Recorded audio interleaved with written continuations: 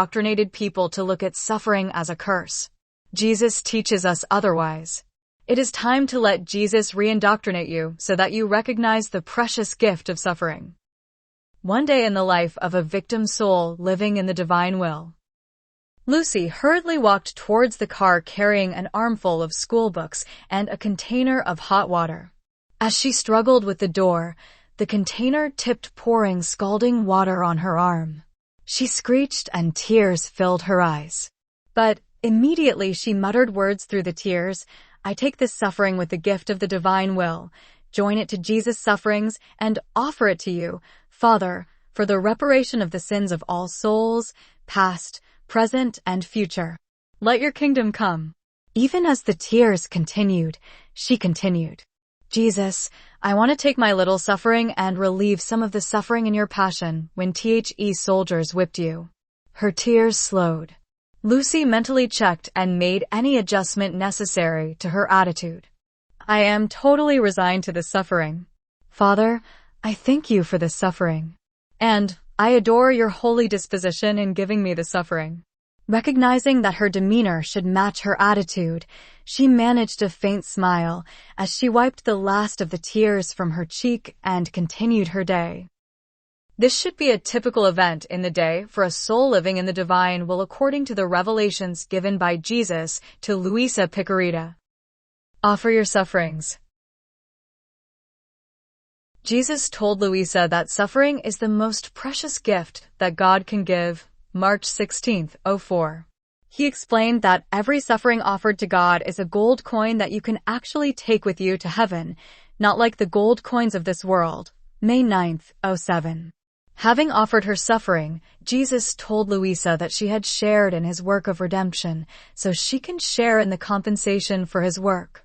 He said that he benefits all souls with his suffering, but he can choose to use his compensation to benefit specific souls. August 22, 05.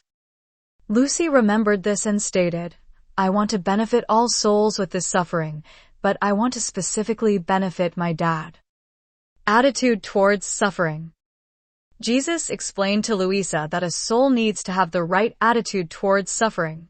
He compared suffering to a citation that notifies the soul to pay some debt.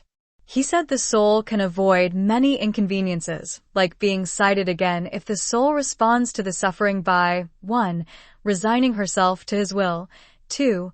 Thanking him, and 3. Adoring his holy disposition. March 5, 04. Lucy knew to do this because she had fixed it in her mind. Jesus explained true resignation to God's will to Luisa. True resignation, not an imaginary one, does not put things under scrutiny, but adores in silence the divine dispositions. March 16, 04. Lucy did not scrutinize why God let her burn herself. Was this a little purgatory for a past sin? Is God angry with me?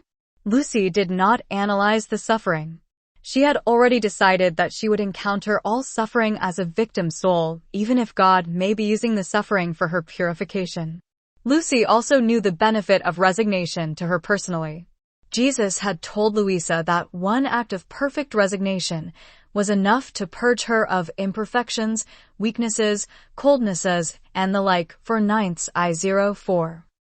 Interesting, when Luisa explained this promise to her confessor, he told her, it is not right, that it is sorrow that purges the soul, and that resignation has nothing to do with this. Jesus explained, my daughter, when it is about voluntary sin, then it takes sorrow. But when it is about imperfections, weaknesses, coldnesses, and the like, and the soul has added nothing of her own, then a perfect act of resignation is enough. For 9th/04.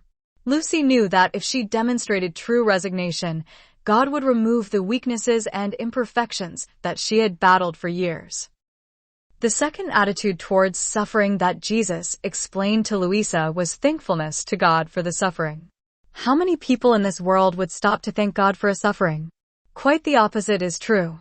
People complain and do everything they can to avoid, eliminate, or lessen a suffering. Jesus embraced his suffering.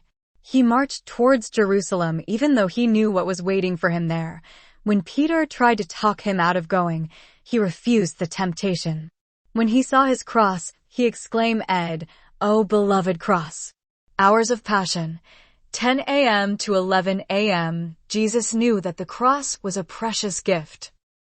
Even as Jesus hung on the cross, he refused to lessen his suffering by accepting a drug to dull the pain.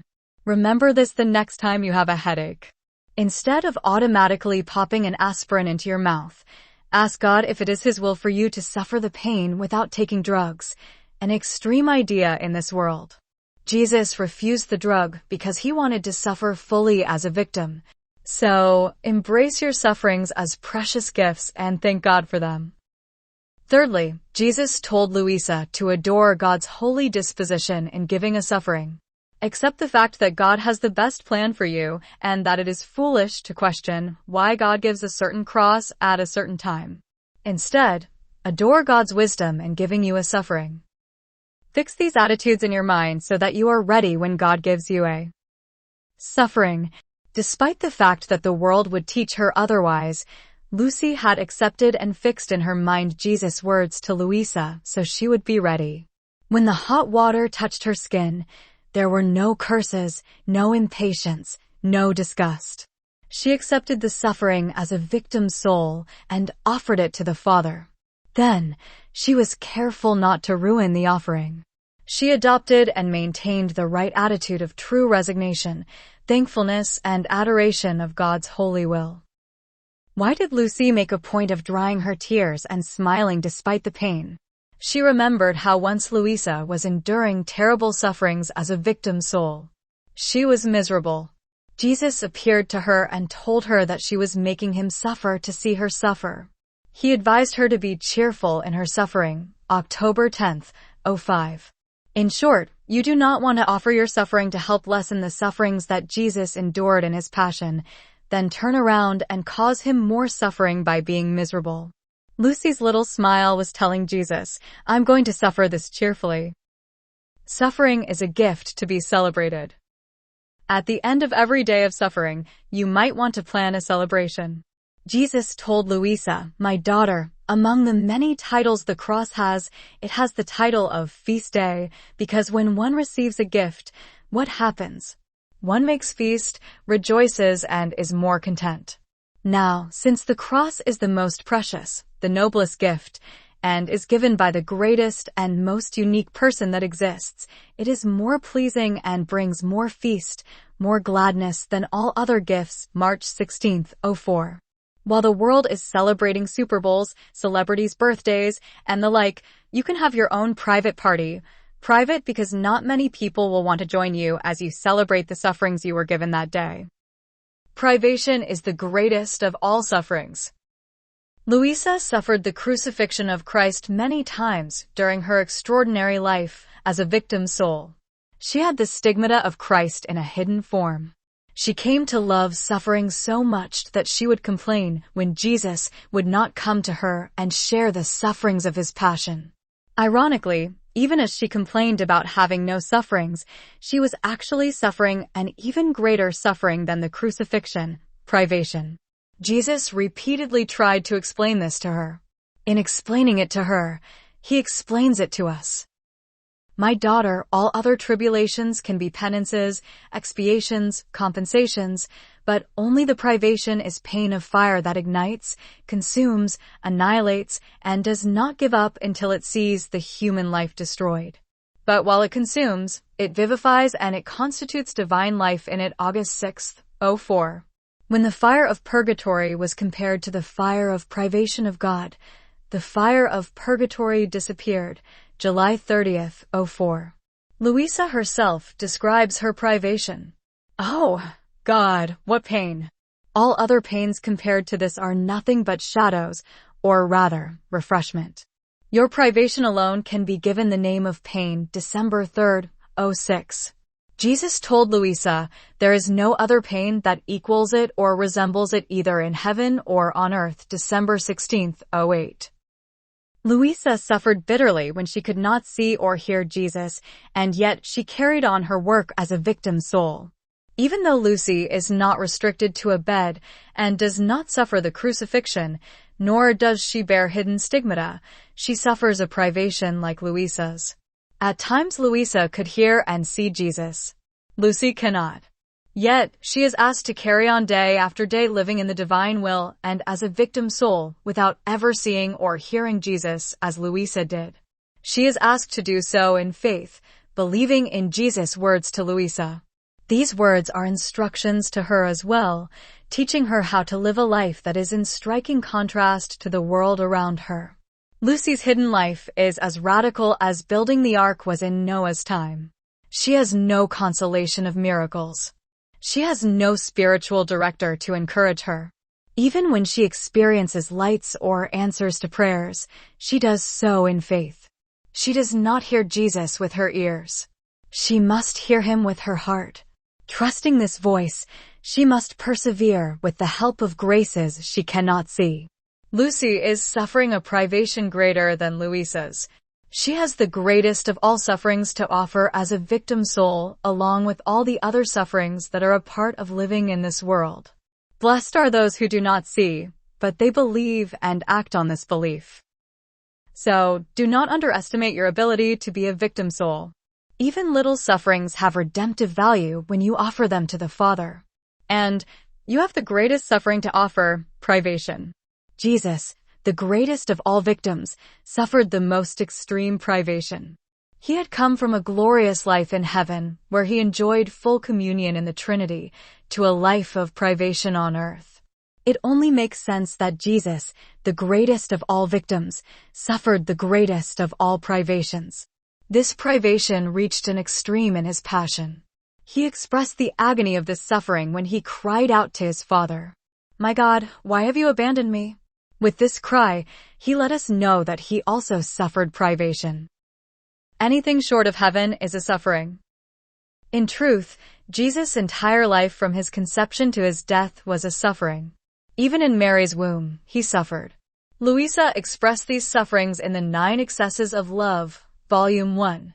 He came from heaven and spent 9 months in the cramped womb of Mary. In fact, every moment on earth was a suffering for Jesus. Imagine him as a young man having a pleasant time talking and laughing with Mary and Joseph. Even this was a suffering. There were no angels surrounding him. He wore humble clothes. He may have been tired or hungry. He had calluses on his hands from working. Broaden your understanding of what constitutes a suffering. God made you for heaven. Anything short of heaven is a suffering. Even as you take a walk on a beautiful day, you can thank God for the birds, the sun, and the flowers. At the same time, you can offer the suffering of privation for not being able to walk with him for hundreds of miles in the glory, surrounded by myriads of angels and the saints. Expand your idea of suffering beyond the obvious physical, emotional, or spiritual pain, because all suffering is a gift from God to be offered back to him. Use the gift of suffering. Jesus told Louisa, "My daughter, mortifications, miseries, privations, sufferings, crosses, for those who make use of them, serve for nothing but to impress well my sanctity in the soul." May 5th, 09. The operative words here are, for those who make use of them. If you do not offer the suffering to the Father, you have wasted it. You need to use the gift. Once Louisa saw a person who was suffering. Jesus told Louisa to advise this person that her sufferings could medicate him. Tell her that in the act in which she feels as though dogged by persecutions, by punctures, by sufferings, she should think that I am present with her, and that whatever she suffers she can use to heal and medicate my wounds. This is a great honor that I give her, by giving her, myself, the medicine to medicate my wounds. Many purging souls were amazed when they heard Jesus explaining this to Louisa. Fortunate are all of you to receive so many sublime teachings, that you acquire the merits to medicate a God, which surpasses all other merits in merit, and your glory will be distinct from the others, as is heaven from the earth. Oh, if only we had received these teachings, how many riches we would acquire, which now we do not have. October 2nd, 06. God gives us all sufferings that can be used to relieve Jesus' suffering. Do not waste your sufferings. Make use of them. The souls in purgatory would love to have your opportunity to medicate a God. Mary's sufferings can be ours. The Blessed Mother is a perfect model of suffering. Jesus told Louisa, "Everyone can share in the merits and in the goods produced by the sorrows of my mother." Jesus lists these 7 sorrows and explains them to Louisa. A soul can participate in the Mary's first sorrow, the prophecy of Simeon, if a soul, in advance, places herself in the hands of providence, offering herself to suffer any kind of pains, miseries, illnesses, calumnies, and everything which the Lord will dispose upon her. Do you have a difficult day ahead, an operation, a test, or a tough job? Offer the suffering in advance to God and share in the merits of Mary's first sorrow. Do you find yourself in the midst of suffering without any warning as Lucy did when she burned her arm?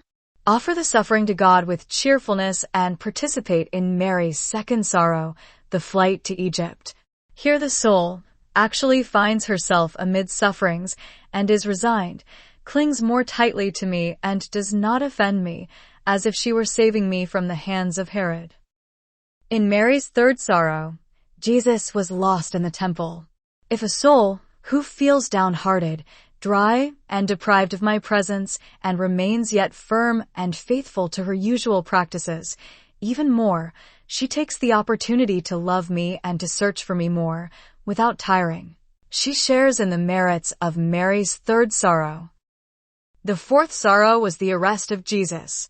If a soul sees Jesus gravely offended, despised, trampled upon, tries to repair me, to compassionate me, and to pray for the very ones who offend me, it is as if I encountered in that soul my own mother who, if she could have done it, would have freed me from my enemies. Are you surrounded by people who offend God with their language, activities, or a lack of faith?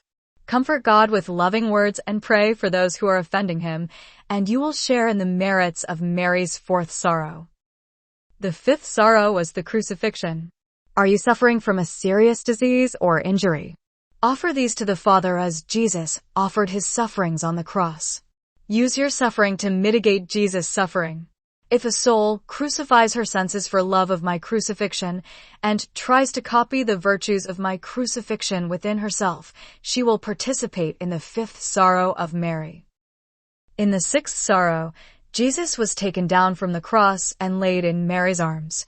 If the soul is in a continuous attitude of adoring, of kissing my wounds, of repairing, of thanking, etc., in the name of all mankind, it is as if she were holding me in her arms, just as my mother held me when I was deposed from the cross.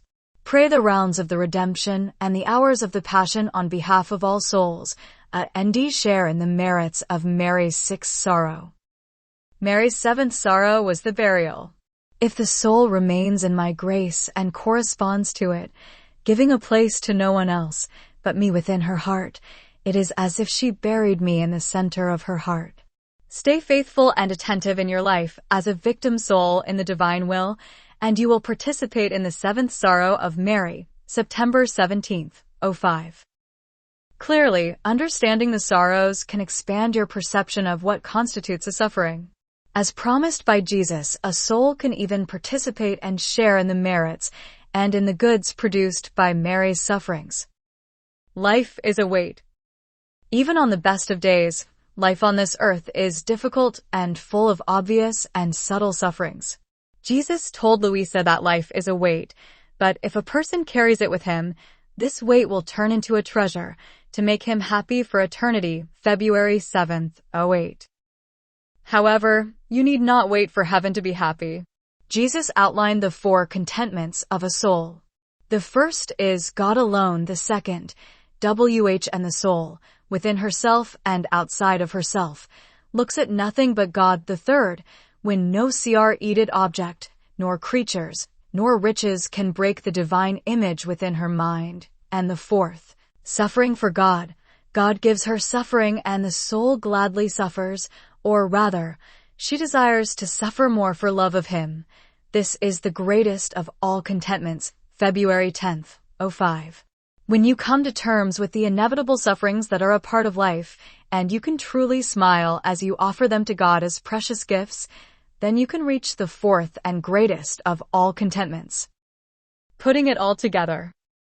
You need to use what you learn. Lucy was required to read an essay in her college English class glorifying homosexuality. She was disgusted. In the English class, she quietly listened to the professor and the students discuss homosexuality as an alternative lifestyle, normal, and other politically correct rhetoric. Most of the students joined the professor in glorifying homosexuality. 2 girls were particularly vocal. A few, including Lucy, sat silent. Lucy was very uncomfortable and recognized this as a suffering to be offered. She made the offering. She was silent because she knew that the work of living in the divine will is a hidden life. However, the discussion was so offensive that she finally asked Jesus, "Do you want to speak?" And he said yes. She raised her hand. She told the group that the author of the essay had an agenda to try to convince people that homosexuality was a normal lifestyle. However, she stated, homosexuality is abnormal. The professor and some of the students were upset with Lucy. But with Lucy's words, the class came to an end. The professor only had time to tell the class that she was not going to end the discussion with Lucy's words. "We will certainly continue this discussion at the next class." Lucy was ready for the next English class, ready if Jesus wanted to speak again, or ready if he wanted to be silent. However, as she walked into the building, she discovered that the professor had canceled the class. The next class would be on Monday. She thought about the situation over the weekend, but was determined not to plan her action. She wanted Jesus to be free to move in her movement, speak in her speaking, or be silent in her silence. Before going into the class on Monday, she prayed, "Father, I offer up any suffering that I will suffer in this class to you for the reparation of the sins of all souls. And if I am attacked, humiliated, or ridiculed, I want to alleviate your sufferings, Jesus, as you hung on the cross humiliated and ridiculed by the crowd." Lucy walked into her class. The English professor never spoke another word about the discussion from the previous class. Looking at the situation from the perspective of living in the divine will as a victim soul, Lucy did all the right things. She recognized a suffering, she offered it to God, and maintained the right attitude. Recognizing that living in the divine will is for the most part a hidden life, she asked Jesus if he wished to speak. She had in the back of her mind the words Jesus once spoke to Louisa. "As much as you can, do not neglect to manifest this naked and simple truth, always complying to the obedience of the one who directs you, but as the opportunity arises, manifest the truth." September 16th, 06. So, Lucy did the right thing. She asked Jesus if he wanted to speak, listened to his voice, and obeyed. She allowed him to speak the naked and simple truth, not a covered and veiled version of the truth, which is offensive to God and does not allow the person who receives it to be touched by the naked truth, the most powerful magnet to draw hearts. September 16th, 06. Why did the problem go away? Why did the professor not go after Lucy at the next class? Maybe the naked and simple truth had its effect. Or maybe the demons that inspire souls to be rabid defenders of the sin of homosexuality had changed their mind about stirring up this battle with Christ. The demons know the power of a victim soul. Once when the devil threatened Louisa, she encouraged him to go find a stick to beat her. "Each drop of blood I should be one more proof of love, of reparation, and of glory which I intend to give to my God." Louisa heard the devil discussing her with another demon. "It is useless for us to go back. Why should we beat her, if this must serve to harm us and as a loss for us? It is good to make suffer one who does not want to suffer, because he would offend God, but if one wants to suffer, we would do harm to ourselves with our own hands." The demons left Louisa. 5/2 August 4th. Lucy had taken the time to offer the suffering in advance. Like Louisa, if she suffered, she had decided it would be for the glory of God. If Lucy suffered at the hands of her classmates and the professor, the demons would have done harm to themselves. It was a win-win opportunity for Lucy. And, since she had offered her suffering in advance, she could even share in the first sorrow of Mary, the prophecy of Simeon. Lucy did not suffer any humiliation in English class that Monday. But there were other sufferings to offer that day. In the biology class, where she was told her ancestors were sponges and apes, and the theater class, where the professor used profanity and encouraged promiscuity and drinking. Lucy was ready. Her liberal college was a goldmine of suffering. And Lucy had it planted firmly in her mind that she was going to take advantage of this and use every suffering as a precious gift to offer back to God, gold coins she could take to heaven, May 9th, 07. Knowing this, a victim's soul should be able to smile in the midst of all suffering. God wants victim souls in the convents and monasteries, but He also wants them out in the world. A victim soul with the gift of the divine will give Jesus a new opportunity in this day and age to eat and drink with the sinners. Lucy's position is not unique. Whether you are at a school or at the workplace, we are all called to be victim souls. Suffering surrounds us.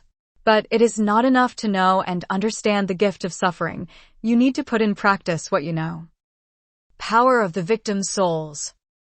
Understand how important the role of victim souls is, especially in our times. This is the order of my providence, of my justice and my love, that in each time I must have at least one with whom I might share all goods, and that the creature must give me everything she owes me as creature. Otherwise, why maintain the world? In one moment, I would shatter it. This is precisely why I choose Victim Souls, September 4th, 05. My daughter, human perfidy has reached such a point as to exhaust my mercy on its part. But my goodness is so great as to constitute daughters of mercy, so that on the part of creatures also, this attribute may not be exhausted. These are the victims who are in full ownership of the divine will, having destroyed their own June 20th, 04. Louisa would plead with Jesus to take her to heaven. Jesus refused and made it clear how important it was for Louisa, as a victim soul, to remain on earth. You must know that all Europe lays on your shoulders, and the good or bad outcome for Europe depends on your sufferings. March 12th, 04. Another time Louisa saw 2 pillars in the hands of Jesus, and he was leaning on Louisa quite heavily. I understood that those pillars were the church and the world, but if good Jesus has no place on which to lean them, he will soon tire of keeping them suspended in his hands, and woe. But such woes as to be horrifying. They are such, and so many, that I believe it is better to keep them in silence. July 10th, 07. There have been victim souls throughout the ages. However, a victim soul with the gift of living in the divine will is infinitely powerful. With the gift, the suffering of the victim becomes divine, as if Jesus himself is suffering anew. These sufferings are multiplied over all souls past, present, and future. Victim souls can negotiate with God. Jesus told Louisa, "It is not licit for creatures to fight with my justice.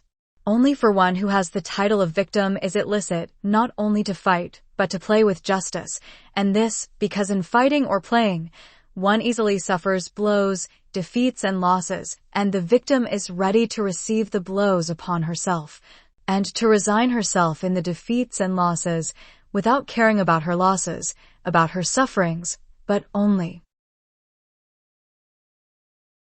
about the glory of God and the good of her neighbor. If I wanted to placate myself, I have my victim here who is ready to fight and to receive all the fury of my justice upon herself." April 21st, 04. Many times Louisa would witness a chastisement unfolding and would beg Jesus to spare souls.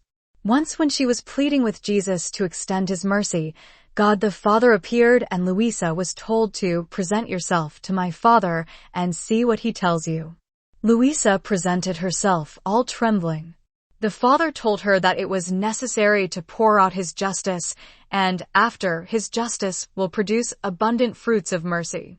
Louisa continued to appeal to the Father as a servant before her absolute master. Don't you want to give anything of what this poor little one has asked of you? After a silence, God the Father decided to lessen the number of chastisements.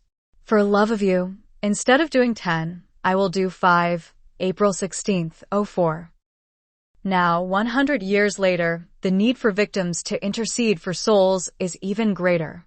The fury of God's justice is being unleashed on our sinful world like